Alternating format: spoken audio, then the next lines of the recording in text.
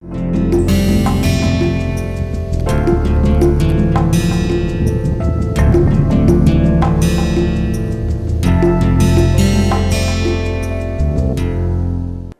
us start this lecture with a thought process from great scientist Albert Einstein, who says, "Great spirits have always encountered violent opposition from mediocre minds."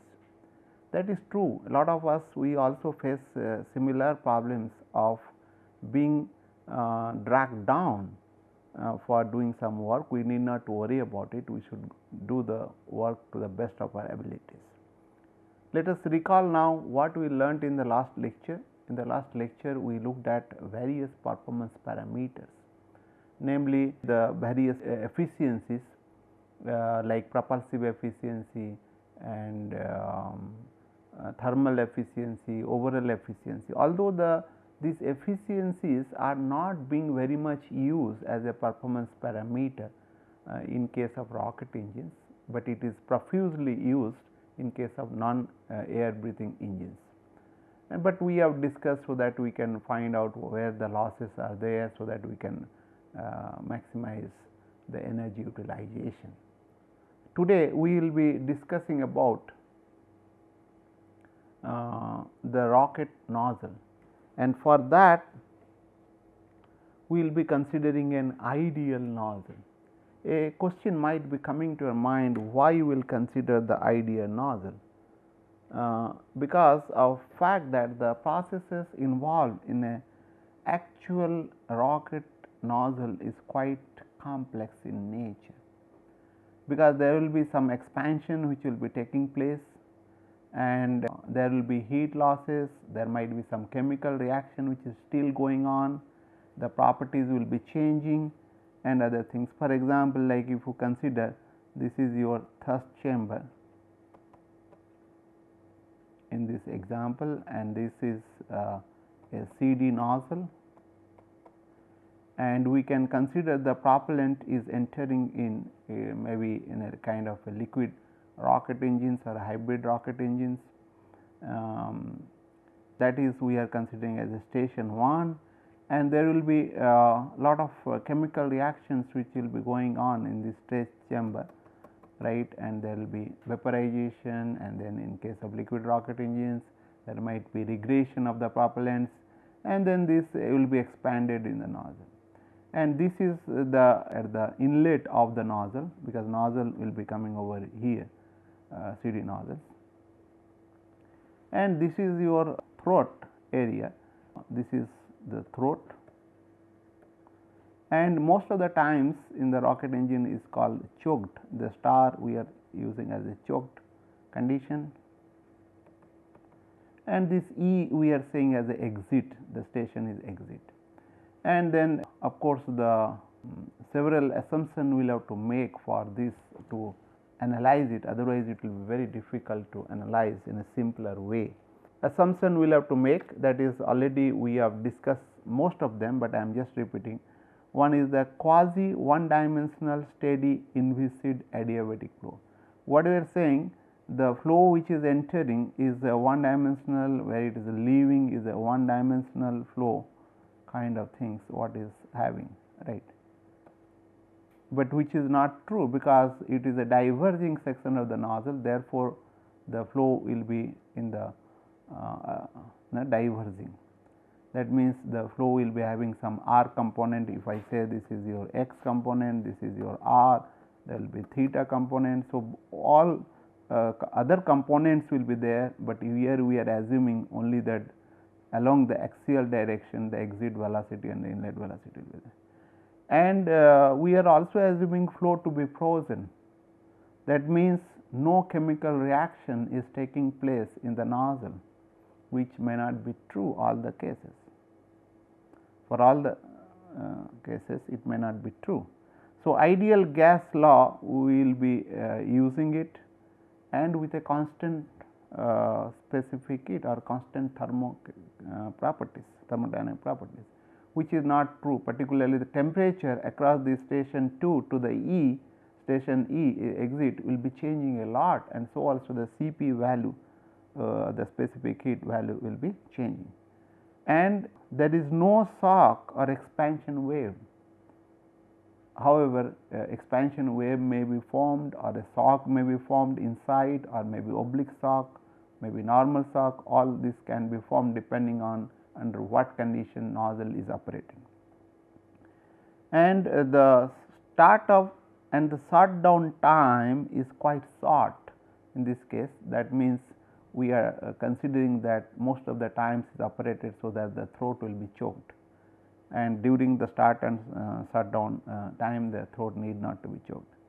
And as I told earlier that it is the axially directed velocity at the inlet exit, and the flow is basically maybe 3 phase flow it may occur, but however we are considering is the homogeneous working fluid that will be prevailing in the nozzle here. And for these things we will be making all these assumptions to analyze the rocket nozzle. A question might be coming that what will be an error involved in that. You will be surprised to know that the error is not really much. The actual performance is something less than the 1 to 5% of the ideal one. So, therefore, one can really at least use this ideal nozzle analysis for design purposes without incurring much error. So, by if you want to analyze this thing, what we will have to do? We will have to consider the first the energy balance between the station 1 to 2. So, I can take a control volume here between station. This is your control volume for the thrust chamber between station 1 to 2, and we will also make some already assumption that is quasi one dimensional, that means, and also it is a steady, that means there is no component of the unsteadiness in this analysis. So, therefore, we can do a mass balance, that is mass balance is equal to m dot 1 is equal to m dot 2. That means, the mass is remaining constant across the station 1 and 2, and there is adiabatic process, so that there is no heat loss is 0.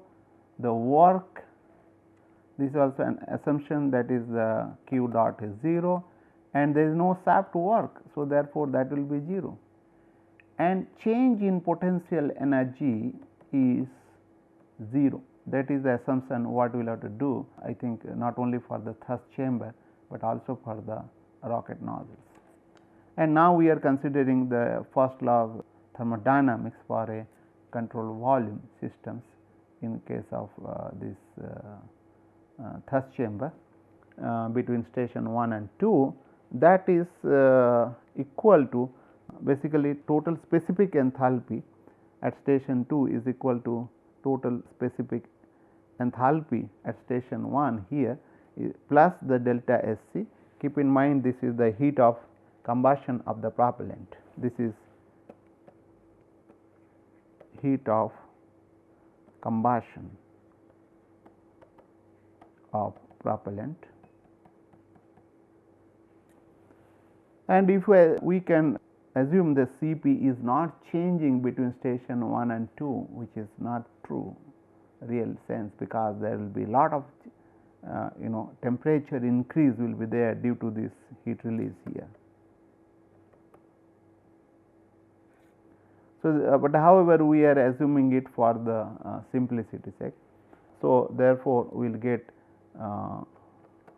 that is total temperature at station 2 is equal to total temperature at the station 1 plus delta S c divided by Cp. So, let us look at in a TS diagram, that is you are at here station 1, and due to this heat release at a constant pressure the temperature will go up to here, and that is in the basically this process is taking place in the thrust chamber. So, now we will have to apply the first law of thermodynamics between station 2 and E, considering this is the your control volume of the for the CD nozzle, and keep in mind that this at the throat the Mach number is equal to 1, that is one thing. Of course, we may not consider that for our calculation, and in this case what we will be doing is that we will be applying the first law of thermodynamics for this control volume of CD nozzle, considering this is adiabatic, considering that it is a no shaft work, and also considering the change in potential energy. And with this we will know that total enthalpy, and there is total enthalpy at station 2 is equal to the total enthalpy at exit and per unit mass, because mass is remaining constant here, it is not changing, being a steady process. There is no heat release in the CD nozzle, as we are saying that is a frozen flow.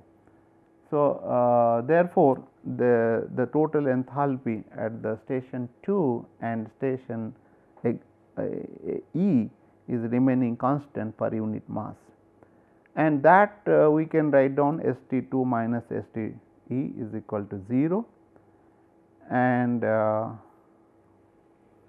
then we can write down that ST2 minus STT is equal to Cp into TT2 minus TE, that is Cp is the specific heat and which is remaining constant. That this is happening in the expansion process from station 2 to station E. Keep in mind, this is corresponding to the star.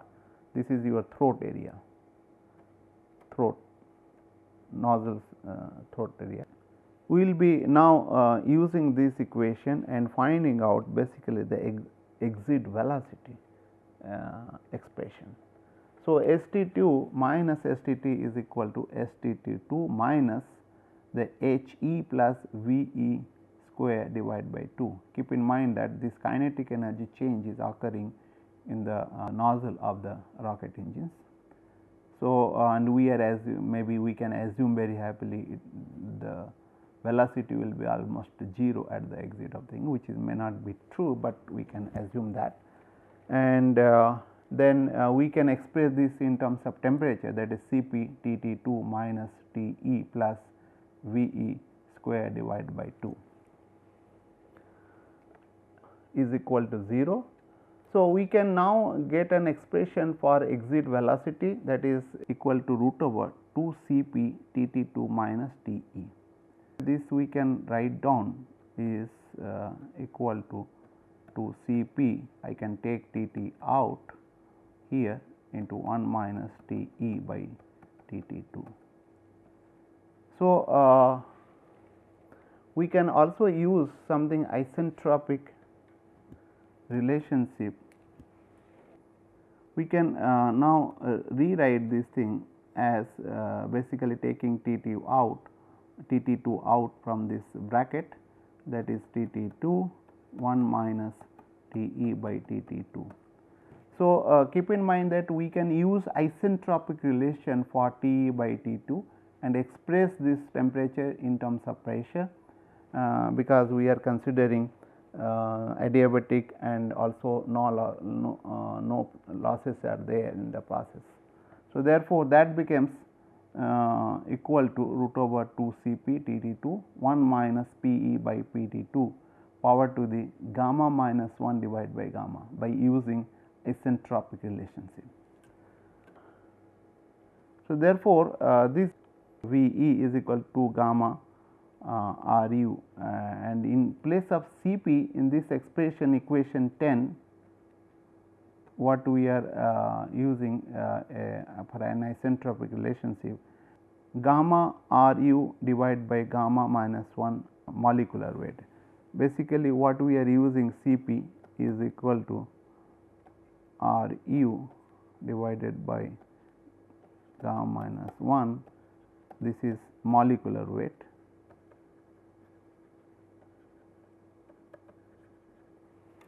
and into this bracket 1 minus P by divided by P to power to the gamma minus 1 divided by gamma. Keep in mind that from this expression you can see that exit velocity from the nozzle is a function of not only the gamma, but also it is dependent on the temperature or the combustion temperature. It is dependent on the molecular weight and is dependent on the pressure ratio, that is PT2 by PE. And for a given combustion temperature, molecular weight must be lower to have a higher exit velocity. That means you will have to choose the propellant in a proper way such that the molecular weight will be much lower, and that can be done by including some kind of lower molecular weight elements like hydrogen or chlorine or some other things, so that the product molecular weight will be much lower. And beside this, of course, you can also enhance the temperature by choosing the proper fuel and oxidizer ratio or proper propellant. Keep in mind that there will be a problem of not going for a higher temperature because of fact that higher temperature means that there is a chances that metal what we will be using may be melted out, provided if the duration of the flight is higher, and it is also will be subjected to high pressure in the rocket nozzles, and also in the thrust chamber will be much higher. And beside this, there is another problem which will be coming. So, for the temperature there might be a dissociation of the chemical species. So, if you go for higher this thing, the temperature may come down. So, generally for a typical propellants 2800 to 3500 Kelvin can be used for different fuel air ratios. However, for when you use hydrogen and the fluorine, one can go for 5000 Kelvin without really much the problem of dissociation.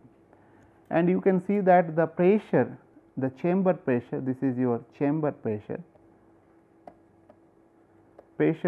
should have a higher so that the engine size can be smaller, but as I told earlier, the higher the chamber pressure, then the problem of stress experienced by the thrust chamber and the rocket nozzle also will be higher. Therefore, we cannot go for a higher, much higher pressure also. So, let us look at the effect of gamma. If I take simply air gamma 1.4, the gamma divided by gamma minus 1 will be 3.5. That means, if I will go for another propellants which is will be different, like rocket exhaust, it will be around, let us say typical value is 1.2, then it will be gamma divided by gamma is 6, and whereas the gamma minus 1 divided by gamma is 0.167. If you look at this term, basically in this region, that means when the propellant is changing, the gamma is becoming a smaller one, then this will be higher value, that means this increases. However, this is having like this will be lower values. If it is a lower, that means this component will be higher. This component becomes, if this is gamma minus gamma will be lower values, this PE by PT2 will be basically higher values, so that this contribution will be lowered down. Of course, this will be increasing. So, keep in mind that this has to be a balance, and then one has to choose the proper one for to have a maximize the V, because this is having two opposite effects. And when you talk about this pressure, always keep in mind that if this is 0, this PE by PT2 is basically 0, you will get a maximum exit velocity, and that can be possible only when it is in the deep space or the PT2 is much higher as compared to the P. That is one way of doing. That means, when you will be expanding the nozzle fully in the space where the atmospheric pressure will be 0, that means P is equal to PA, and the space in the space it will be 0. So, therefore, you can get the maximum. So, equation 11 becomes right, VE max is equal to root over 2 gamma RU T2 gamma minus 1 m dot, because this term will be basically, this term will be 0. So, in this case, so therefore, this equation comes over here, V is equal to 2 gamma RU TU divided by gamma minus 1 molecular weight. Keep in mind that in this case, when you change this gamma, there will be that means when you lower this gamma of the exhaust gas from the rocket engine by designing proper propellants, then you will find V is really is increasing very much higher. But whereas the V exit velocities, which you will not be really changing much with the change in the gamma as compared to the VE max. There will be some changes, but that changes is not much significant compared to the maximum exit velocity. So, that also we will be discussing little later on. We will see again this point. Let us now find out a relationship between the VE and VE max, and we have already seen expression for VE in equation 11 and VE max in the equation 12. Now, if you look at this is nothing but your this term, if I take this out, and this term is basically VE max. So, then I can by using equation 11 and equation 12, we can have an expression for VE divided by VE max ratio is nothing but root over 1 minus PE divided by PT2 power to the gamma minus 1 divided by gamma. Keep in mind that this is a function of this pressure ratio and also gamma. So, therefore, we can plot this thing and see what we are getting, that VE divided by VE max is plotted with respect to PT2 by PE, and you can see for gamma 1.2, this plot basically with the pressure is 0, I mean very small values, it is almost 0, and then it goes on increasing, and it in a very, when the pressure ratio, between the pressure ratio may be something 2 to 25 kind of thing, there is a much variation between basically 2 to 20 kind of things. After that, it is asymptotically increasing. Therefore, generally people go for something for a better expansion beyond this 25 pressure ratios, and when it is going for gamma 1.3 and for higher, the VE maximum is increases, right.